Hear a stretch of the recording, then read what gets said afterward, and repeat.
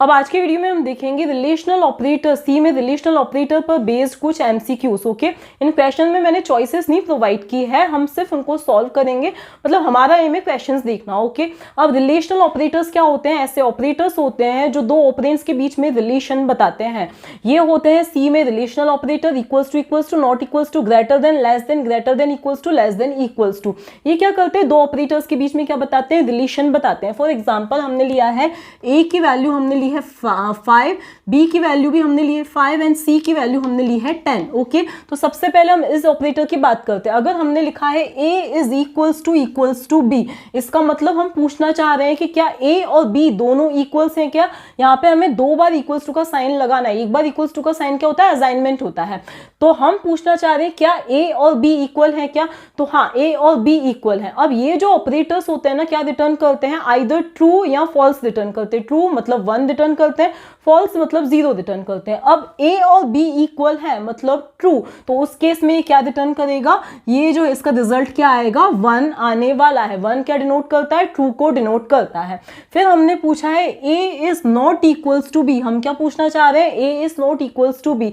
क्या ए और B equal नहीं है क्या? तो क्या 5 और 5 इक्वल नहीं है क्या? बट ऐसा नहीं है, 5 और 5 तो इक्वल है। तो उस केस में ये क्या रिटर्न करेगा? फॉल्स रिटर्न करेगा। फॉल्स का मतलब क्या होता है? 0 रिटर्न करेगा।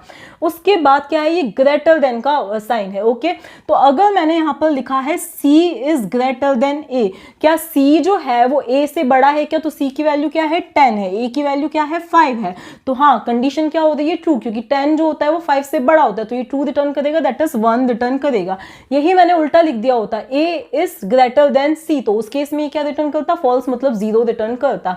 अब ये साइन है लेस देन का। अगर मैंने यहाँ पे लिखा है C is less than A, तो क्या 10 जो है वो 5 से छोटा है क्या? तो 10 जो है वो 5 से छोटा नहीं होता है, तो उस केस में फॉल्स मतलब कि क्या रिटर्न करेगा? 0 रिटर्न करेगा। अब आता है ग्रेटर देन और इक्वल्स टू, लेस देन और इक्वल्स टू। तो यहां पर मैंने लिखा है suppose A is greater than और इक्वल्स टू बी, तो यहां पर देखो क्या होगा? A की वैल्यू क्या है? 5, B की वैल्यू भी क्या है? 5। क्या 5 जो है वो बड़ा है क्या 5 से? तो नहीं है, तो एक कंडीशन हमारी फॉल्स हो गई। लेकिन यहां पर दूसरी कंडीशन, क्योंकि ग्रेटर देन और इक्वल्स टू दो कंडीशन हम चेक कर रहे हैं, तो यहां पर 5 इज इक्वल्स टू 5, ये क्या हो जाएगी? ट्रू हो जाएगी। तो ग्रेटर देन और इक्वल्स टू, तो फॉल्स और ट्रू क्या आएगा? फॉल्स और ट्रू क्या आने वाला है? ट्रू ही आने वाला है, मतलब ये 1 रिटर्न करेगा। अब ये है लेस देन और इक्वल्स टू, तो सपोज मैंने यहां पर क्या लिखा है? C इज लेस देन और इक्वल्स टू A, तो क्या C जो है हमारा वो लेस देन मतलब छोटा है क्या A से? तो नहीं है, तो ये फॉल्स आया। क्या अब C जो है वो इक्वल्स है क्या A के? तो वो भी नहीं है, तो उस केस में भी क्या आ जाएगा? फॉल्स। तो फॉल्स और फॉल्स हमें क्या मिलने वाला है? फॉल्स मतलब कि 0 मिलने वाला है। तो ये तो सिंपल क्या था? ओवरव्यू था ये रिलेशनल ऑपरेटर्स का। अब हम कुछ देखेंगे क्वेश्चंस। ओके, तो सबसे पहला हमारा जो क्वेश्चन है वो ये है। मैंने सिर्फ एक सिंपली कोट्स लिखे हैं, कोई हेडर फाइल्स वगैरह नहीं लिखी है। किसी में हो सकता है मैंने रिटर्न 0 वगैरह नहीं लिखा हो, तो आप उस चीज पर मत ध्यान दीजिए, सिंटैक्स पर मत ध्यान दीजिए, आप कोड पर ध्यान दीजिए। तो सबसे पहले क्या है? हमने XYZ 3 वेरिएबल्स को क्या किया है? डिक्लेयर किया है। तो यहां पर मैं लिख देती हूं, देखो क्या किया है हमने? 3 वेरिएबल्स को डिक्लेयर किया है। तो X, Y एंड Z, ये 3 वेरिएबल्स हो गए। इसके बाद में हमने यहां पर क्या लिखा है? देखो पहले इक्वल्स टू के इस साइड वाला इवैल्यूएट होता है। अब यहां पे लिखा हुआ है 9 is greater than 8 is greater than 7, मतलब हम पूछना चाह रहे हैं 9 is greater than 8 is greater than 7। Logically अगर आप सोचोगे तो आपको लगेगा हाँ ये ट्रू ही तो है। क्यों? क्योंकि 9 जो है 8 से बड़ा है, 8 जो है 7 से बड़ा है। लेकिन ऐसा नहीं होगा, ये इवैल्यूएट कुछ इस तरह से होगा, ध्यान से देखना। 9 इज ग्रेटर देन 8, पहले ये चीज इवैल्यूएट होगी। तो क्या 9 8 से बड़ा होता है क्या? हाँ, बड़ा होता है। तो उस केस में क्या रिटर्न करेगा? ट्रू। ट्रू का मतलब क्या होता है? 1। अब इस 1 को, क्योंकि इस पूरे का रिजल्ट क्या आया है? 1 आया है, तो अब पूछा जा रहा है क्या 1 जो है वो 7 से बड़ा है क्या? तो क्या 1 7 से बड़ा होता है क्या?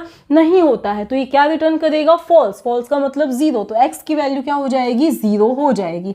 इसके बाद नेक्स्ट स्टेटमेंट, यहां पर क्या है? 9 इज ग्रेटर देन 8, तो इसका रिजल्ट क्या आया है? 1। क्यों? क्योंकि 9 जो है वो 8 से बड़ा होता है, मतलब ट्रू, तो यहां पे आया 1। अब 1 इज ग्रेटर देन 0, इसका रिजल्ट 1। 1 इज ग्रेटर देन 0, क्या 1 0 से बड़ा होता है क्या? हाँ होता है, मतलब ट्रू, तो y की वैल्यू क्या हो जाएगी? 1 हो जाएगी।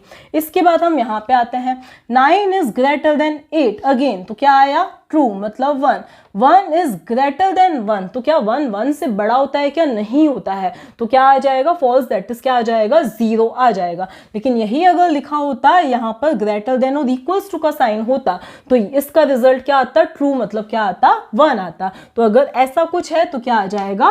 1 आ जाएगा। तो ये है इस वाले फर्स्ट कोड का आउटपुट है। ओके, अब हम देखते हैं सेकंड कोड। अब ये है हमारा सेकंड कोड जिसमें हमने x और y दो वेरिएबल्स को डिक्लेयर किया है। x के अंदर 10 असाइन कर दिया है, y के अंदर 6 असाइन कर दिया है। इसके बाद हमारा ये pf मतलब प्रिंटफ है, मैंने शॉर्ट में लिखा है। अब यहाँ पर हम प्रिंटफ स्टेटमेंट है, इसके अंदर हमने क्या लिखा है? a is equals to b। तो a की वैल्यू क्या है? सॉरी, यहाँ पर x आएगा, मैंने गलती से लिख दिया है, तो यहाँ पर x और y आएगा। तो ये x है, ये y है, यहाँ पे भी x है, ये y है। अब मैंने क्या लिखा है? x is equals to y। x की वैल्यू क्या है? 10 है, y की वैल्यू क्या है? 6 है। क्या 10 और 6 इक्वल होते हैं? क्या नहीं होते हैं, तो फॉल्स मतलब कि क्या होगा? 0 प्रिंट होगा यहाँ पे। ओके, इसके बाद नेक्स्ट है प्रिंटफ स्टेटमेंट, और यहाँ पे मैंने बैकस्लैश नहीं लगाया तो आउटपुट इसी के पास में आने वाला है, नेक्स्ट लाइन में नहीं।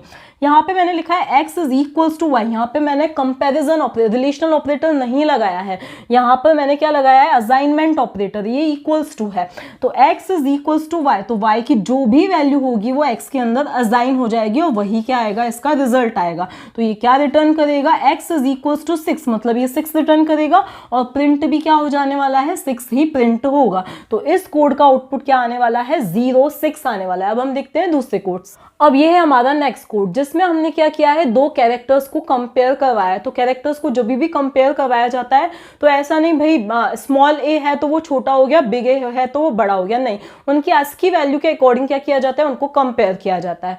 अब स्मॉल ए की जो आस्की वैल्यू होती है वो क्या होती है? 97 होती है, और बिग ए कैपिटल ए की जो आस्की वैल्यू होती है वो क्या होती है? 65 होती है। प्रीवियस वीडियो में मैंने गलती से स्मॉल ए की वैल्यू, आस्की वैल्यू क्या बता दी थी? 65 बता दी थी। ओके, जबकि ऐसा नहीं होता है। ओके, तो यहाँ पर हम क्या कर रहे हैं? दो कैरेक्टर्स को कंपेयर करवा रहे हैं, मतलब उनकी आस्की वैल्यूज को कंपेयर करवाया जाएगा। तो यहाँ पर हमने क्या लिखा है? 97, क्योंकि स्मॉल ए की आस्की वैल्यू क्या है? 97 है और कैपिटल ए की आस्की वैल्यू क्या है? 65 है। तो क्या 97 छोटा होता है क्या 65 से? तो ऐसा नहीं होता है। तो उस केस में क्या रिटर्न करेगा? फॉल्स रिटर्न करेगा, और फॉल्स का मतलब क्या होता है? 0 रिटर्न करेगा। अब 0 को हमें कैरेक्टर के अंदर असाइन कर रहे हैं। मैंने प्रीवियस वीडियोस में ही बताया था कि हम इजीली 0 से लेकर जो एक बाइट की इक्विवेलेंट वैल्यूज को हम कैरेक्टर में असाइन कर सकते हैं। वो किस तरह से स्टोर होती है सब कुछ मैंने अच्छी तरह से आपको एक्सप्लेन कर दिया था मेरे लिटरल्स एंड कॉन्स्टेंट्स वाले वीडियो में, तो वहां पर आप देख सकते हैं। तो यहां पर क्या आ जाएगा? CH के अंदर क्या असाइन हो चुका है? 0 असाइन हो चुका है। ओके, इसके बाद हम क्या कर रहे हैं? प्रिंट कर रहे हैं CH को %d की हेल्प से प्रिंट कर रहे हैं, तो सिंपली 0 प्रिंट हो जाएगा। ओके, अब यही अगर चेंज हो जाता, मैंने यहाँ पे क्या लिखा होता? ग्रेटर देन लिखा होता, तो 97 जो है वो क्या है? 65 से बड़ा है, तो उस केस में ये ट्रू मतलब कि 1 रिटर्न करता, और उस केस में CH में क्या स्टोर हो जाता? 1, और यहाँ पर CH की वैल्यू प्रिंट हो जाती। ओके, लेकिन यही अगर मैंने यहाँ पे %d की बजाय %c से इसको प्रिंट करवाया होता, मेरा फॉर्मेट स्पेसिफायर जो है वो %c होता, तो उस केस में क्या प्रिंट होता? तो उस केस में इस 1 के करस्पॉन्डिंग जो भी कैरेक्टर है वो क्या हो जाता? प्रिंट हो जाता। आप वेरीफाई करके देख सकते हो। यही अगर मैंने यहाँ पर इंट लिखा होता तो क्या ये गलत हो क्या होता? क्या नहीं गलत होता। क्यों नहीं गलत होता? भले ही हम यहाँ पे कैरेक्टर्स को कंपेयर करवा रहे हैं, लेकिन कंपैरिजन का रिजल्ट हमेशा क्या होता है? ट्रू और फॉल्स, मतलब 1 या 0 ही होता है, जिसको हम इजीली किसी इंटीजर के अंदर डाल सकते हैं। तो उस केस में भी ये कोड गलत नहीं होता। ओके, इसके बाद आता है हमारा ये नेक्स्ट कोड। इसमें हमने क्या लिखा है? Int i is equals to 10। i को 10 से क्या किया है? इनिशियलाइज किया है।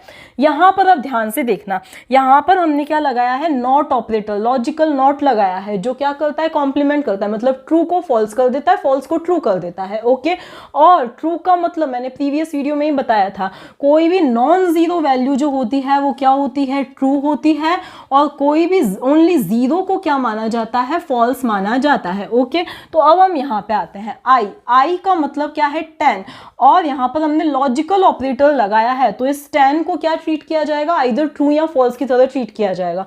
अब क्योंकि 10 जो है वो क्या है? नॉन जीरो वैल्यू है। नॉन जीरो वैल्यू का मतलब क्या है? ट्रू। तो इस आई ने क्या इवेल्युएट किया? ट्रू। आई का रिजल्ट क्या आया? ट्रू आया। ट्रू का कॉम्प्लीमेंट क्या हो जाएगा, फॉल्स हो जाएगा। ट्रू का कॉम्प्लीमेंट क्या हो गया, फॉल्स हो गया। तो इतने पोर्शन का रिजल्ट हमारा क्या आया, फॉल्स। फॉल्स का मतलब क्या होता है, 0। अब हम आगे क्या कंपेयर कर रहे हैं, 0 इज ग्रेटर देन 5। क्या 0 जो है वो 5 से बड़ा होता है क्या, तो 0 जो है वो 5 से बड़ा नहीं होता है, तो रिजल्ट इसका क्या आएगा, फॉल्स आएगा। क्या आएगा, फॉल्स। मतलब कि फॉल्स का मतलब अगेन क्या हुआ, 0। तो उस केस में आई की वैल्यू अब क्या हो जाएगी, 0 हो जाएगी। आई की वैल्यू क्या हो जाएगी, 0। और प्रिंट भी क्या होगा, 0 ही होगा। यही अगर -10 भी होता तो उस केस में भी यही चीज होती। -10 भी क्या होता है, non zero value. Non zero value मतलब ट्रू। ट्रू का कॉम्प्लीमेंट मतलब फॉल्स, मतलब 0। 0 इज ग्रेटर देन 5, तो रिजल्ट क्या आता, फॉल्स ही आता। अब हम देखते हैं नेक्स्ट कोड। ये है हमारा लास्ट कोड, ठीक है, जिसमें हमने क्या किया है, x को 90 से इनिशियलाइज किया है, ओके। और ये है हमारा प्रिंटफ स्टेटमेंट, जिसमें हमने 3 बार क्या लिखा है, %d लिखा है, ओके। हम 3 वैल्यूज प्रिंट करवाना चाह रहे हैं। नॉर्मली हम क्या करते हैं, इसको इस तरह से लेफ्ट टू राइट इवेल्युएट करके और रिजल्ट बता देते हैं, बट ऐसा नहीं होगा। ये इस तरह से इवेल्युएट नहीं होगा। क्यों नहीं होगा, क्योंकि सी में हम आगे की वीडियोस में देखेंगे जो फंक्शन कॉल होता है वो क्या होता है, राइट टू लेफ्ट क्या होता है, इवेल्युएट होता है। हम बाद में नेक्स्ट वीडियोस में इस चीज को देखेंगे, ओके। तो क्या होगा, कोई भी जो फंक्शन कॉल का जो कन्वेंशन होता है वो क्या होता है, राइट टू लेफ्ट होता है। तो जो इवेल्युएशन होगा वो इस तरह से ना हो कि क्या होगा, इस तरह से राइट टू लेफ्ट होगा। तो सबसे पहला जो हमारा स्टेटमेंट एग्जीक्यूट होगा वो ये वाला होगा। तो हम क्या पूछना चाह रहे हैं, 90 is greater than 10, because x की जो वैल्यू है वो 90 है। तो क्या 90 जो है वो 10 से बड़ा है क्या, हाँ है। इसका मतलब इसका रिजल्ट ट्रू, मतलब क्या आएगा, 1 आएगा, ओके। इसके बाद में यहां पर हम क्या कर रहे हैं, x इज इक्वल्स टू 5, मतलब x के अंदर हम 5 को क्या कर रहे हैं, असाइन कर रहे हैं। तो अब x की जो वैल्यू है वो चेंज होके क्या हो गई, 5 हो गई। तो इसने क्या रिजल्ट दिया है, हमें 5 दिया है। क्या रिजल्ट दिया है, 5, क्योंकि यहाँ पे हमने इक्वल्स टू नहीं लगाया, हम कंपेयर नहीं कर रहे हैं, हमने x के अंदर 5 को असाइन किया है। तो इसका रिजल्ट क्या आएगा, 5 आएगा। इसके बाद हम फिर क्या कंपेयर कर रहे हैं, x को 50 से कंपेयर कर रहे हैं। तो अब x की वैल्यू 5 है ना कि 90 है। तो क्या 5 जो है वो 50 से बड़ा है क्या, तो 5 50 से बड़ा नहीं होता है। तो इसका रिजल्ट क्या आएगा, फॉल्स आएगा, मतलब 0। तो हमारा जो आउटपुट है वो क्या आएगा, 0 5 1 आएगा। हम लेफ्ट टू राइट इवेल्युएट करते तो कुछ और आउटपुट आएगा, लेकिन हमें क्या करना है, राइट टू लेफ्ट क्या करना है, इसको इवेल्युएट करना है, ओके।